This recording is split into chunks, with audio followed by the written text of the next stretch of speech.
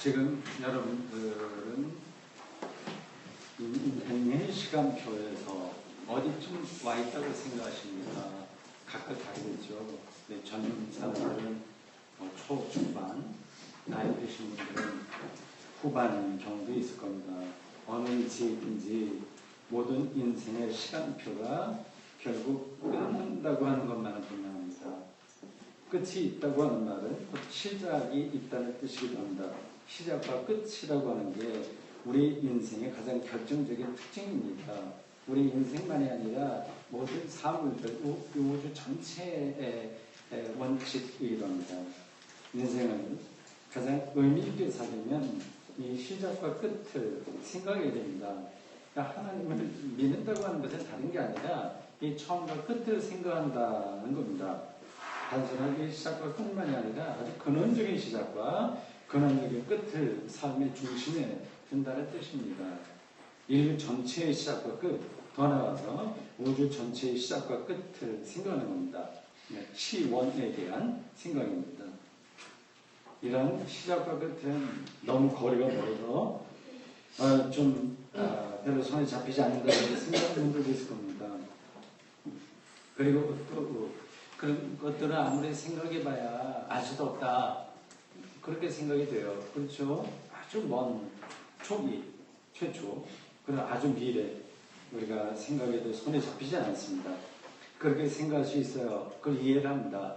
그러나 그런 생각에 머물러 있으면 성서가 말하는 신앙의 깊이로 들어갈 수가 없습니다.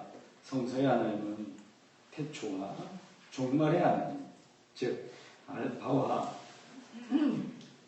오메가의 하나님이기 때문입니다. 하나님 자체가 그렇습니다. 처음과 마지막, 알파와 오메가, 요한계시록 21장 6절이 가르치고 있는 그러한 분이십니다. 그래서 하나님을 가까이 갈수록 그 사람은 처음으로 돌아가고 맨 나중으로 가게 됩니다. 오늘 제 3독서인 요한복음 1장 1절에서 14절은 바로 그 처음 태초라고 하죠. 그것에 대한 이야기입니다. 이 요한은 아주 장엄한 문체로 그 태초를 노래하고 있습니다. 그 시작은 다음과 같습니다. 요한복음 1장 1절입니다. 태초에 말씀이 계십니다. 이 말씀이 하나님과 함께 계셨으니 이 말씀은 곧 하나님이시니까.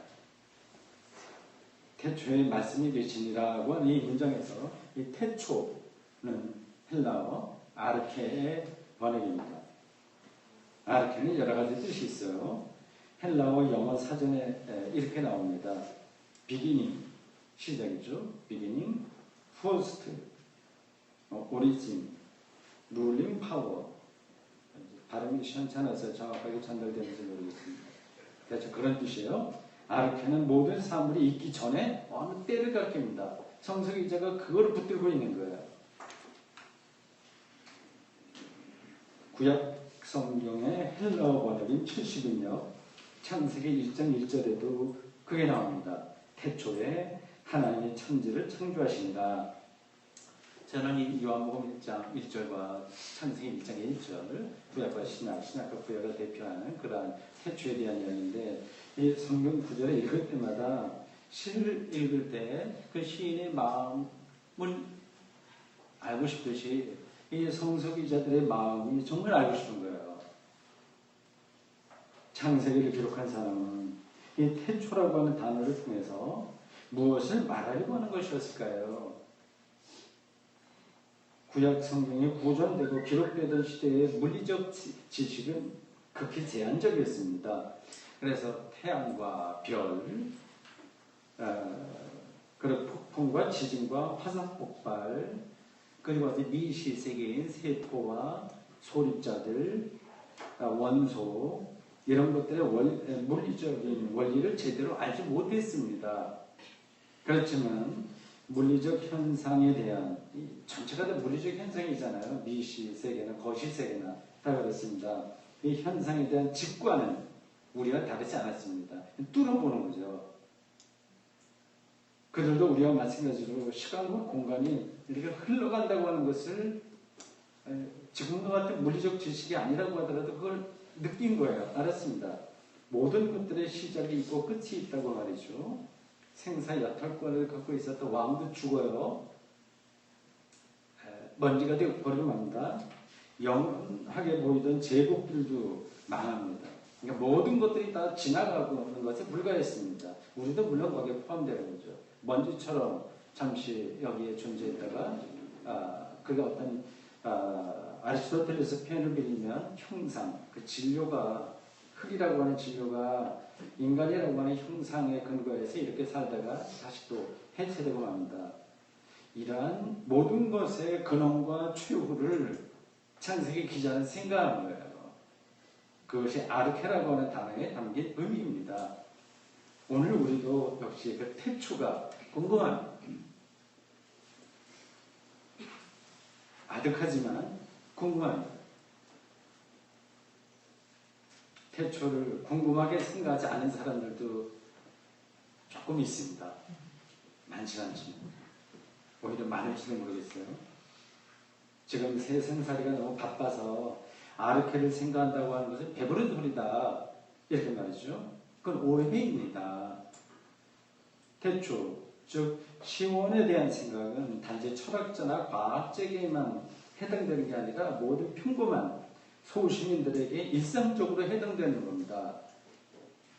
지금 우리가 경험하는 모든 것들이 시원적이기 때문입니다. 이러한 이해는 수없이 들 수 있어요. 몇 가지만 제가 말씀드려볼게요. 소리만 해도 그렇습니다. 지금 이 공간 안에서 여러분들이 저의 설교를 듣잖아요.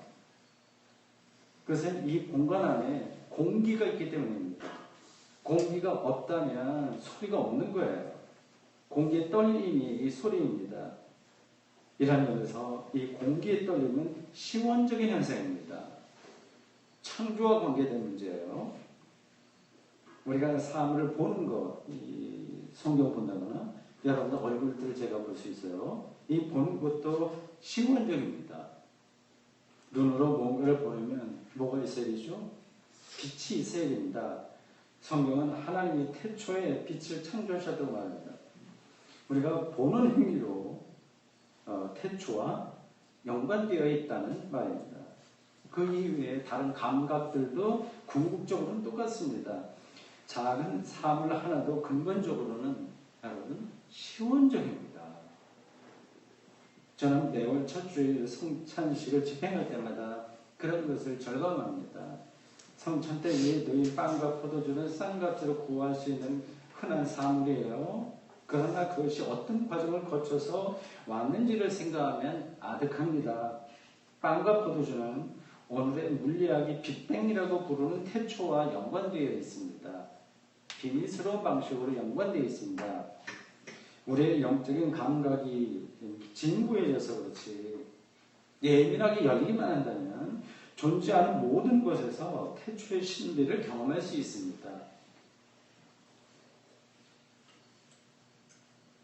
태초에 하나님이 천지를 창조하셨다고 말하는 창세기 기자의 마음도 지금 우리와 똑같았을 겁니다.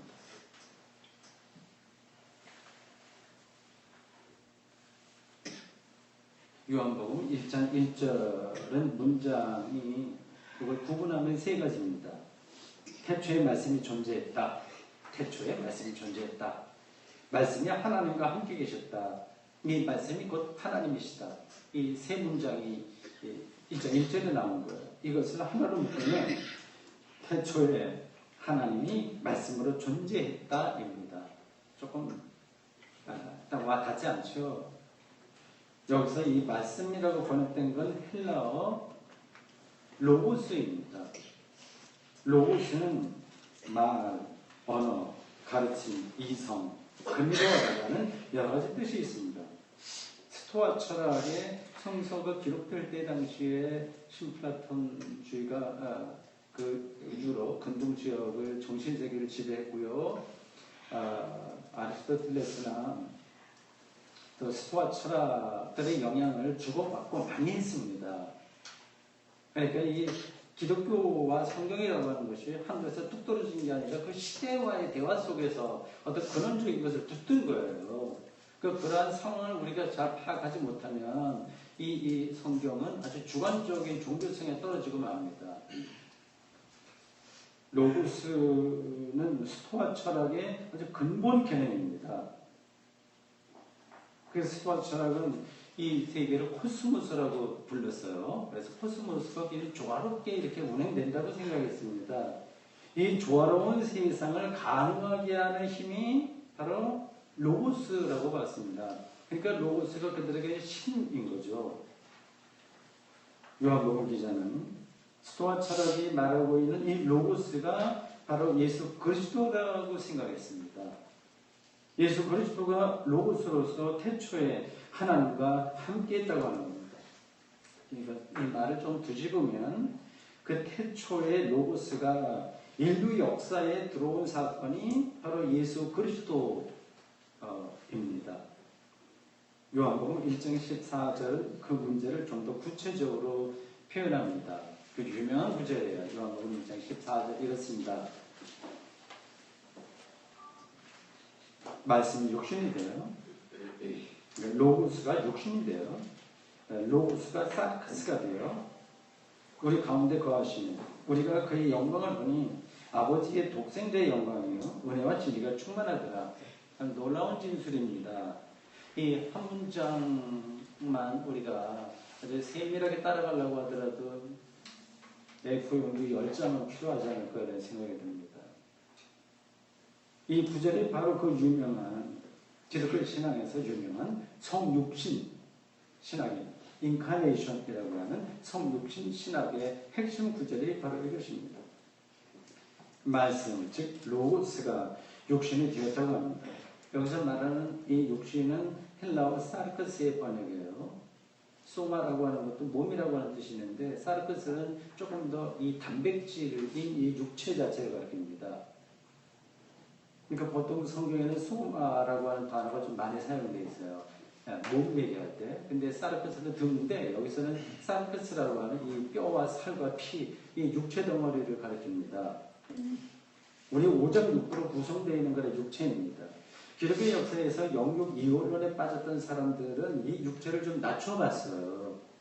그럴 수밖에, 그러면도 합니다. 모든 우리 인간의 육체적인 본능들이 다 포함된 이걸 가리키니까 이거는 영적인 것보다는 가치가 낮다 이렇게 생각할 수밖에 없는 거예요. 만약에 구분해서 생각했던 어떤 사람들의 기독교 흐름 속에 있었습니다. 영육 이혼론 이슈.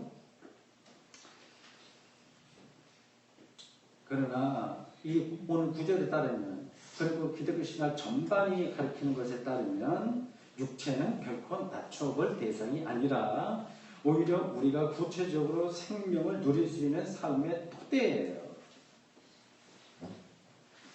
사르크스가 있기 때문에 피와 살과 이 모든 우리의 감각이 포함되어 있는 이러한 육체, 이 사르크스가 있기 때문에 우리는 보고 듣고 말하고 커피 향을 냄새 맡을 수 있고 촉감을 느낄 수 있습니다. 요한복음 기자는 하나님의 아들인 예수님이 이러한 육체를 갖고 살았다고 하는 사실을 과감하게 선포한 거예요. 그런 육체를 지닌 예수님의 영광이 바로 아버지의 독생자의 영광이었습니다. 성서적인 이 종교적인 용어라서 확 와닿지 않을 겁니다. 예수에게 은혜와 진리가 충만했다고 했습니다. 이것이 바로 성육신 신학이에요. 육신을 입었다는 뜻입니다. 육신을 입었다. 육체를 입었다고 하는 거죠. 여러분들은 이 요한복음 기자의 성육신 신학을 어떻게 받아들이십니까? 요한복음만이 아니라 사실은 신학성서 전반에 깔려있는 기독교 신앙의 가장 핵심입니다. 어떻게 받아들이시나요? 뻔한 이야기라고 생각하시나요? 우리와 똑같은 이 육체를 지녔던 예수님이 태초에 아주 아득한 그 태초에 물리학이 얘기하는 빅뱅이라고 할 수 있고요. 그런 태초에 로고스라고 하는 말에 동의하시는지요? 이게 이해가 되시는지요? 연결이 되나요? 말장난일까요? 더 직접적으로 질문하면 예수가 하나님의 독생자, 즉 하나님과 본질적으로 동일하다는 요한복음의 설명을 여러분들은 그대로 받아들이시는지요? 세상 사람들은 아마 말도 안 되는 소리 그렇게 얘기할 겁니다. 대다수가 그럴 거예요. 인간이 어떻게 신이 될 수 있냐? 신이 어떻게 인간이 될 수 있냐? 그 둘이 어떻게 결합될 수 있냐? 그렇게 얘기할 겁니다. 무슨 말일까요? 뭘 지금 성서는 이야기하려고 하는 것일까요? 요한복음 기자를 비롯해서 12제자들과 초기 기독교인들이 뭔가를 크게 착각하고 있는 것은 아닐까요? 사실 예수님을 하나님으로 보기는 어려운 점이 많습니다. 그 예수님에게 인간적인 한계가 여실하게 드러났기 때문입니다. 우리와 다른 점이 물론 있었지만 인간적인 한계라고 하는 점에서 사르크스라고 아까 제가 표현한 거예요. 육체를 가진 인간으로서 그런 차원에서는 비슷한 점이 더 많았습니다. 비슷한 게 아니라 똑같았어요. 예수님의 십자가 천형 장면에서도 이를 확인할 수 있습니다. 우리가 수요일마다 마태복음을 공부했습니다. 지난 6월인가 5월서부터 시작해서 이제 돌아오는 수요일에 28장을 마치게 됩니다. 예수님의 공생애에 대한 것은 지난 수요일까지 마쳤습니다. 27장의 죽음, 매장까지 끝났습니다. 이 마태복음의 순환 전승에 따르면 십자가에 달린 절체절명의 순간에 예수님은 한마디 말씀하십니다. 아시죠? 엘리 엘리 라마 사박다니입니다. 마태복음 27장 46절입니다. 하나님 왜 나를 버리십니까? 라고 하는 외침이에요. 그래서 그걸 보고 사람들이, 주변에 있던 사람들이 얼마나 고통스러운 저런 얘기를 할까, 고통을 조금이라도 좀 줄여주기 위해서 포도주를 주려고 했습니다. 신포도주라고 나와요. 그래서 해면에 묻혀서 그걸 예수에게 주려고 하자. 또 옆에 있는 사람들이 가만둬라, 저 친구가 지금 엘리야가 와서 구해주는 것을 바라는 것 같으니 어떻게 되는 거 좀 들어보자, 이렇게 옥신각신하고 그렇게 그 장면이 그렇게 표현되어 있습니다. 마태복음은 이런 작은 해프닝을 전한 다음에 예수님의 마지막 순간을 이렇게 전합니다. 저도 그 수요일날 이 마태복음을 좀 열심히 같이 읽고 공부했는데, 뭐 평소에도 뭐 마태복음 얼마나 제가 많이 읽었겠습니까만 다시 또 보니까 또 새로웠어요. 마지막 장면을 이렇게 이야기합니다. 27장 50절이에요. 예수께서 다시 크게 소리 지르시고 영혼이 떠나가십니다. 왜 하나님 나를 버리냐, 이렇게 원망 섞인 혹은 좌절감 속에서 외치고 고함을 친 다음에 죽었습니다. 이런 장면은 많은 사람들을 실망시킬 겁니다. 인류를 구원하기 위해서 십자가를 지는 길이라고 한다면 당연히 우리 승리하리라, 이런 승리에 찬 노래를 불러야 되겠죠. 당당해야 됐을 텐데 그렇지 않았어요. 악과의 싸움에서 승리하고 사람들을 좌지우지할 수 있는 카리스마, 이걸 가졌어야 되는데, 그런 점에서 본다면 예수님에게서는 하나님의 영광을 찾아볼 수가 없습니다. 그는 오히려 도살장에 끌려가는 어린 양과 같았습니다. 아주 무기력하게 인간적인 한계를 그대로 노출시키면서 십자가에서 죽었습니다.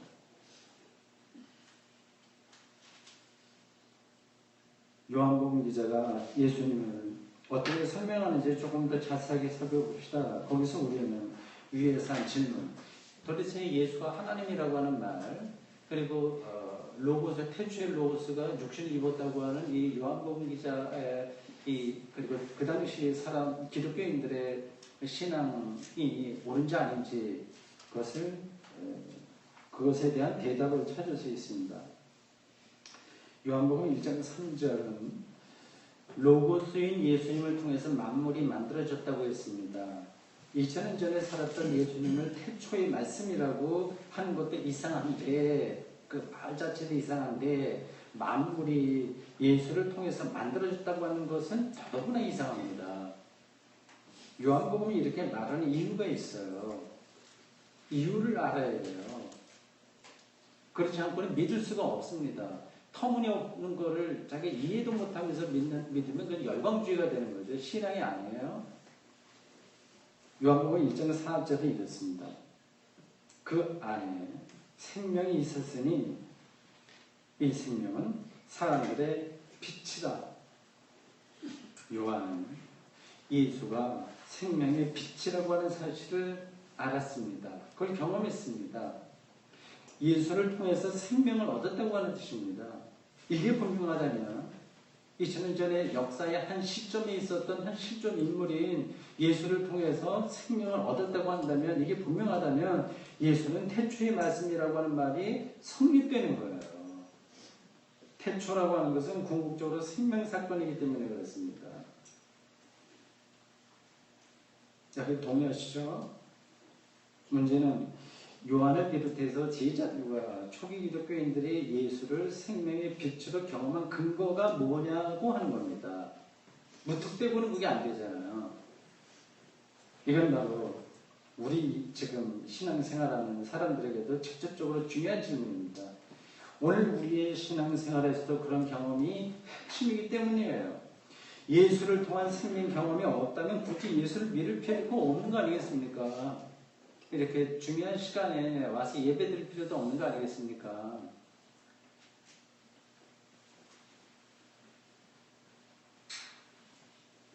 우선 우리가 생명을 상실하는 이유가 뭔지를 생각해 보십시오.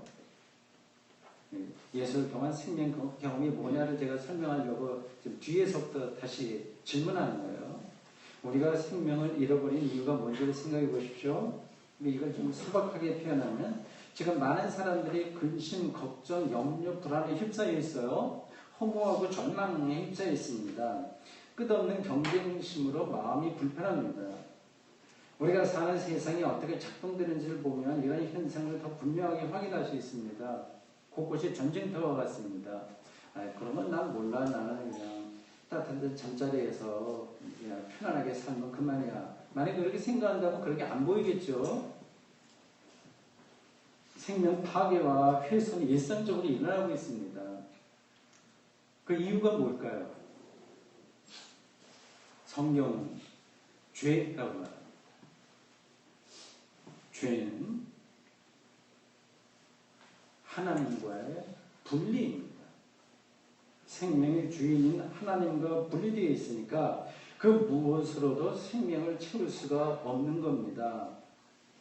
아무리 좋은 조건에서 살아도 생명 충만을 경험할 수가 없어요. 하나님과의 분리가 해결됩니다. 그러면 예수를 통해서만 그것이 해결된다고 말합니다. 이런 뜻에서 초기 기독교인들은 예수를 생명의 빛이다 이렇게 말한 거예요.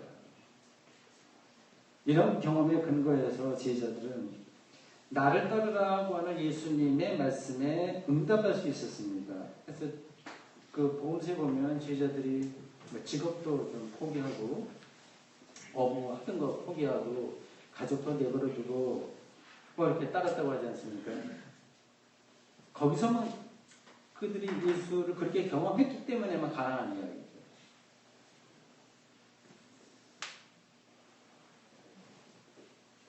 그런 경험이 왜 나에게는 없을까? 혹시 그렇게 속으로 걱정하거나 이상하게 생각하는 분들이 있을 겁니다.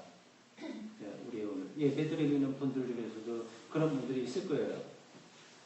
그러한 예수를 통한 하나님과의 분리가 해결되는 생명 경험이 나에게는 없을까 하는 그런 안타까움입니다. 비율적으로 설명하겠습니다. 여러분이 영혼의 깊이에서 정말 존경하는 어떤 사람이 있다고 가정해 보세요. 그게 선생님일 수도 있고 예술가일 수도 있고요. 시인이나 소설가일 수도 있고 자기가 좋아하는 가수나 배우 이런 사람일 수도 있습니다. 어떤 절대적인 존경은 되게 종교적 성격을 띄어요. 티베트 불교도들에게는 달라이 라마, 그러니까 절대적인 존경의 대상이 될 거고요. 가톨릭 신자들에게는 누굴까요?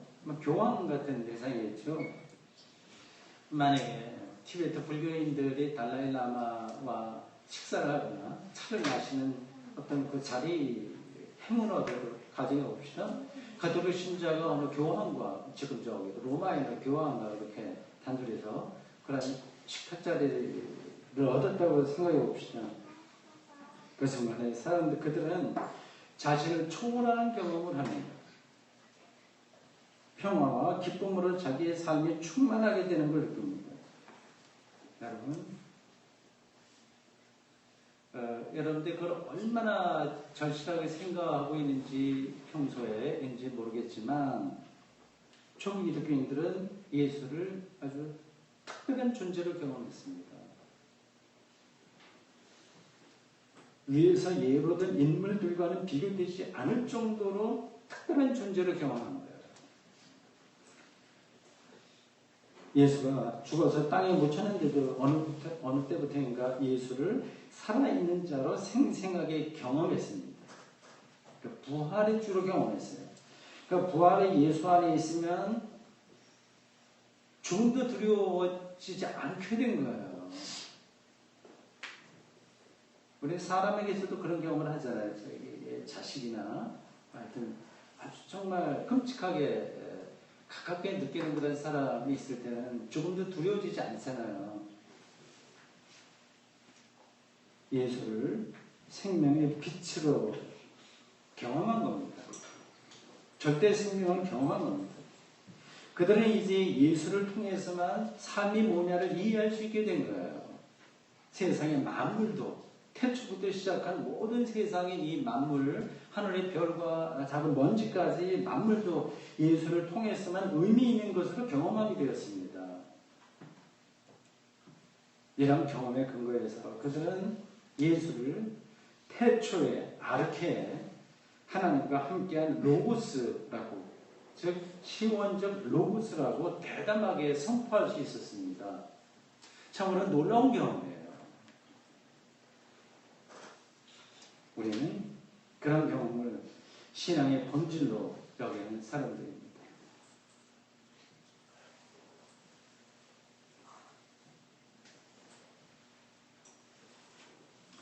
그런 경험이 있다고 해서 실제로 우리의 삶이 달라지냐? 그런 질문도 가능하겠죠. 여러분을 대신해서 제가 자꾸만 설교 시간에 성경에 대해서 질문하는 겁니다. 그 질문을 해야 대답이 나오기 때문에 제가 대신해서 질문하는 겁니다. 도대체 그러한 예수를 생명으로 경험했다고 하는 것이 실제 우리의 삶의 능력으로 나타나냐 하는 거죠. 별로 안 그런 것 같다. 그런 생각들도 하실 겁니다. 그리고 예수를 그리스도로 고백한 사람들도 살아가는 거 보니까 별일 없더라. 그런 게 이제 눈에 보기도 합니다. 그런 생각은 어딘가 오해가 있는 거예요. 예수를 특별한 존재로 경험한 사람들은 삶이 겉으로 어떻게 보이더라도 조금 초라하게 보인다고 하더라도 근본적으로는 허접한 게 아니라 아주 특별한 능력에 휩싸일 수밖에 없습니다. 그런 생명의 능력을 느끼지 못하는 이유는 예수를 절대 생명으로 경험한 게 아니라 그냥 경험한 것처럼 그냥 흉내내고 있는 거, 거기에 머물러 있는 거죠. 이것도 좀 비유적으로 한번 제가 설명해 볼게요. 어떤 일당의 사람들이 이렇게 광야를 이렇게 쭉 횡단하고 있다고 생각해 보십시오. 밤이 되었습니다. 위험하죠? 그리고 방향도 잊어버렸어요. 그리고 그 자리에 그냥 머물러 있으면 여러 가지 어려움도 많습니다. 그런데 저 멀리 불빛이 보이기 시작합니다. 그래서 어떤 사람들은 그 불빛을 향해서 한 걸음 한 걸음 나가요. 어떤 사람들은 저기 가봤자 아무 의미가 없다. 우리가 살 길을 찾자. 또 다른 길로 가기도 합니다. 그 빛을 따라가는 사람도 속도가 좀 달라요. 사실 가까이 가는 사람도 있고 또 다른 거 한눈 팔다가 거기 못 가기도 하고 하여튼 거리가 많이 다릅니다. 아주 가까이 가는 사람들은 거기서 큰 장작불을 만나게 되었습니다. 그 사람은 장작불 연기를 받아서 이제는 광야의 어둠 속에서 느꼈던 추위 이게 다 가시고 몸이 따뜻해진 거예요. 불의 능력에 휩싸인 겁니다. 근데 어떤 사람들은 여전히 멀찍이서 저 불빛만 어스름하게 보고 있으니 열기를 느끼지 못하는 거죠. 빛은 보지만 열기는 느끼지 못합니다. 열기를 느끼지 못하니까 몸은 여전히 차가워요. 삶의 능력이 없게 되는 거죠. 예수를 생명으로 가깝게 경험한 사람은 빛과 열을 동시에 받는 사람입니다. 삶의 능력을 경험한 사람입니다. 반면에 예수 믿는다 하고 교회 생활을 하지만 예수를 절대 생명으로 경험하지 못한 사람은 좀 멀찍이서 불빛만 보는 사람입니다. 우리는 어디에 해당되는 걸까요?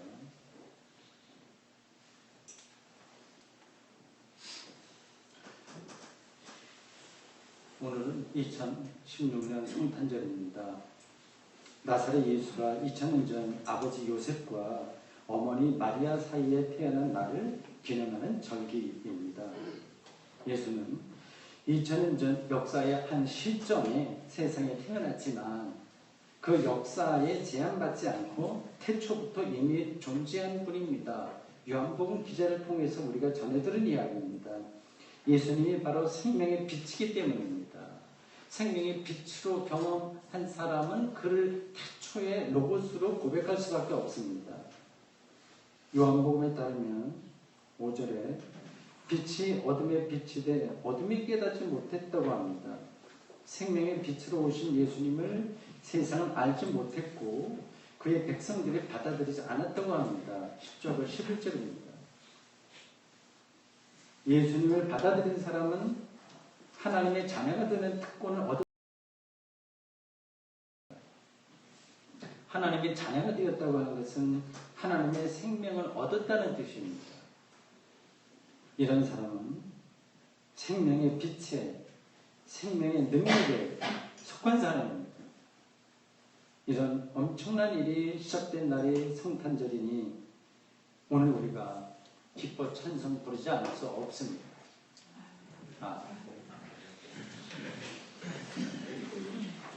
주님, 오늘 저희들 요한복음 기자가 전해준 1절에서 14절까지 소위 성육신을 가리키는 그 구절을 함께 읽었습니다. 예수 그리스도가 태초에 로고스라고 하는 이 엄청난 선포를 들었습니다. 예수를 통해서 절대 생명을 경험했으니 온 우주가 바로 예수를 통해서 의미 있다고 하는 이 고백을 우리가 어찌 받아들이지 않으시겠습니까? 주님, 우리가 이러한 신앙에 깊이 들어가 있어서 예수 그리스도를 실제로 우리 삶의 능력으로 경험하며 사는 사람들입니까? 아니면 멀찍이 따라가고 있는 사람들입니까? 이 태초에 말씀이신 예수 그리스도에게 좀 더 가까이 가는 저희들 되도록 인도해 주십시오. 예수님의 이름으로 기도합니다. 아멘.